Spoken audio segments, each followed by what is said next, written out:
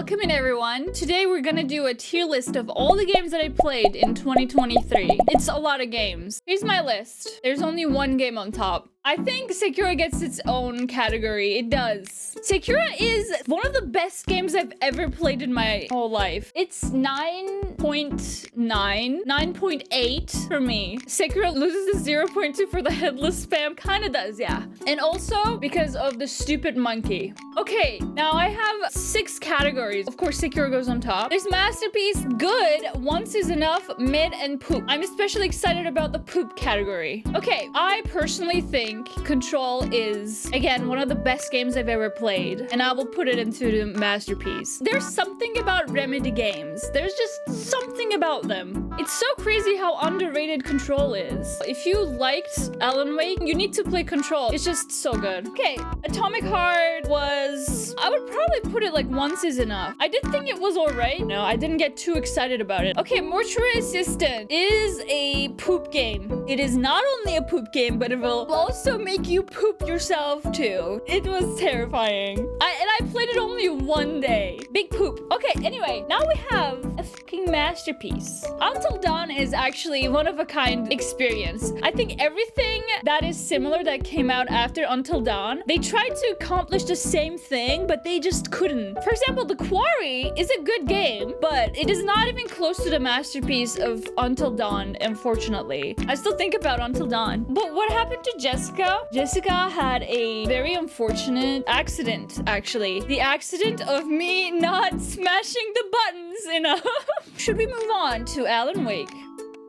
Okay, so we played Alan Wake this year before Alan Wake 2 came out. I think it's a good game. Great even, but it's very old. The combat elements kind of got a bit boring towards the end. The story was great. The atmosphere was awesome. And then Alan Wake 2 came in.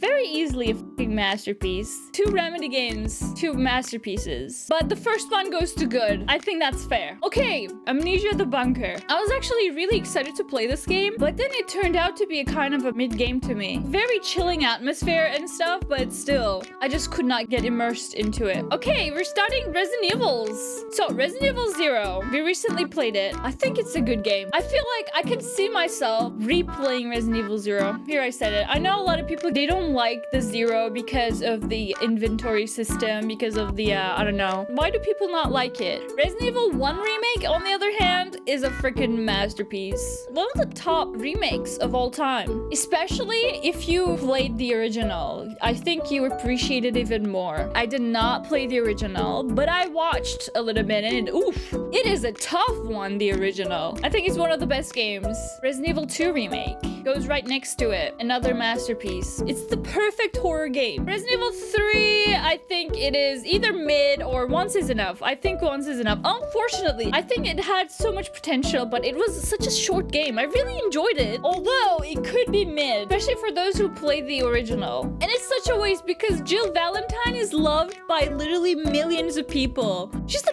best. Like, for example, you can play Resident Evil 2 so many times. Leon A, Claire B. There's so many extras. There's so many DLCs that you can do. There's so many challenge runs that you can do. But Resident Evil 3 is just like, I feel like it's just lacking in that way. Anyway, you know where this is going. Resident Evil 4. It was my game of the year. It was between Alan Wake 2 and RE4. But when I voted at the time, I had not yet finished Alan Wake 2. So I was like, I had just started playing it, I think. So I was like not very used to the combat and everything. So I was like, yeah, combat wise, Resident Evil 4 just takes it, brings it home. Just, yeah, favorite Resident Evil game. And the way how horror was placed in RE4 was, I think it was perfect. It was a perfect action-adventure game with horror elements. Chef kiss Leon and Leon's hair. You get a different setting just for Leon's hair. Capcom really likes it, Leon. I think Leon is like their favorite main character. Okay, Village. Village I really liked again.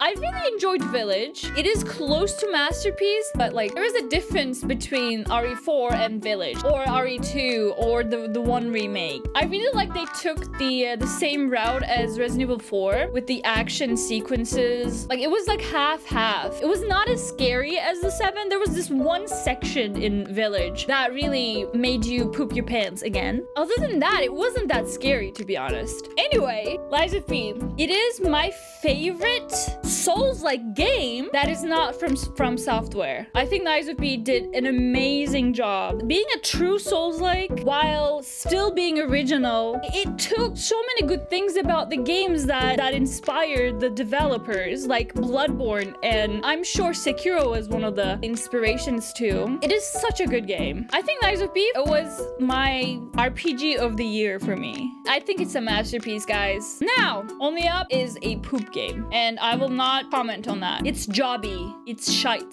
Caca. Moving on. Now, Dark Souls 1.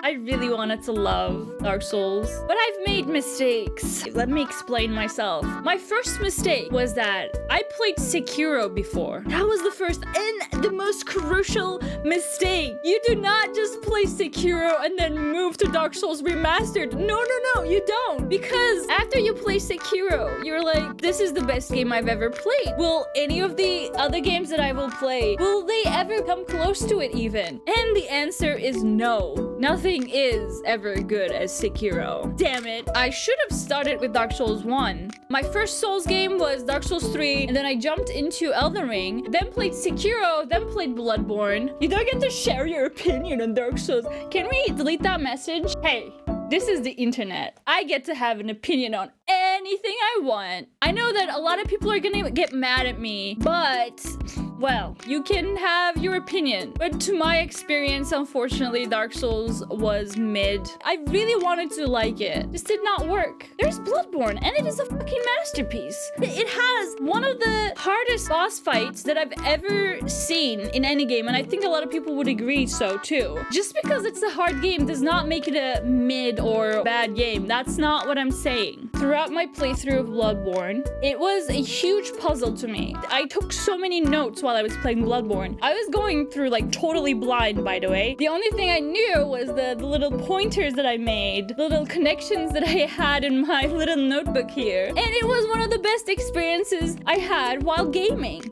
Anyway, Dead Space Remake is actually a good game. After I finished it, I did not feel like I wanted to play it over and over again. The last boss fight was kind of a disappointment. Let's move on to Elden Ring, which, oh my god, it's another fucking masterpiece, dude. One of the best open world games ever made. And it is not only just for the Souls enjoyers, but it's for everyone. Elden Ring was a spectacular journey to me. It has its flaws, obviously. Like, for example, some of the boss fights were not so memorable. Like the last boss fight, I think it should have been better. It could have been better. After finishing each of these games, I went like, again, let's play it again. I want to do things differently. I want to try different stuff. All of these games have so many replayabilities. A lot of people said that, you know, being an open world game makes the game go in another way than what is normally intended for a From Software game. People said that because it's an open world game, it makes it easier, blah, blah, blah. But I don't think that. I think that it adds so much more value to the game. Okay, Last of Us Part 2. Oh my god. Essentially, I really enjoyed it too. Well, saying that I really enjoyed it would be actually not a good way to describe it because it was a fucking emotional roller coaster. So I hated it for a while. I loved it towards the end. It ended up being a fucking life lesson. After you pass through all of those negativity and just like actually understand what the game is trying to give to you, you will understand that it is a very sad story, a very realistic, heart-crushing story of two young women trying to deal with trauma in their lives. It was really hard. It was a big journey. It is a masterpiece. Okay, Jedi games. Jedi Fallen Order, I think once was enough. Jedi Survivor, on the other hand, it had so many bugs, right, when it first came out. Unfortunately, I didn't get to finish it. I do wish to go back to it at some point. I basically fell in love with the game from the first day. Even with those bugs, I think it's a good game. Starfield is a sad game. Starfield needs another category here, and it needs to be called Sad Field. Another game that I really wanted to play. It is fair to have high expectations because this game has been developing for years and years. It ended up being a big ass loading screen. Around 10 hours, I was like, hey, this is actually really fun. I was getting the hang of the combat. The game was just starting to be fun. And then around 25 hours, I was like, yeah, this is just loading screens. Starfield goes to mid. Honestly, some of these games are sad to me because I really wanted to love them, but ended up not really having that much of a good time, so it became a disappointment. Now, Lords of the Fallen. This is another mid game to me. Let's talk about the positives. Exploration was top tier. The way you could travel between worlds with your little lamp, it was very well thought. The way that you could parry most of the attacks made it very interesting to me because that's a mechanic that I really like. You know, it's a dark fantasy. It's supposed to be very difficult. It's a Souls-like game. Yes, it is. And it makes you want to keep going. And I like that concept too, just like I did in Bloodborne. The way you wanted to continue and continue, but the combat just did not click for me. I could put it in once is enough, but I don't think it deserves to be higher than Dark Souls 1. To me, it's gonna be mid. You know what? Let's add Overwatch 2. I have around 2,500 hours, and it goes to poop. It is a garbage game for garbage people, and I still will play it until the end, probably. Just because the game is poop doesn't mean that I will stop playing it. Well, this is my tier list, guys. What do you think? Tell me if you agree or if you don't. What is your top game of this year? Let me know in the comments. Bye!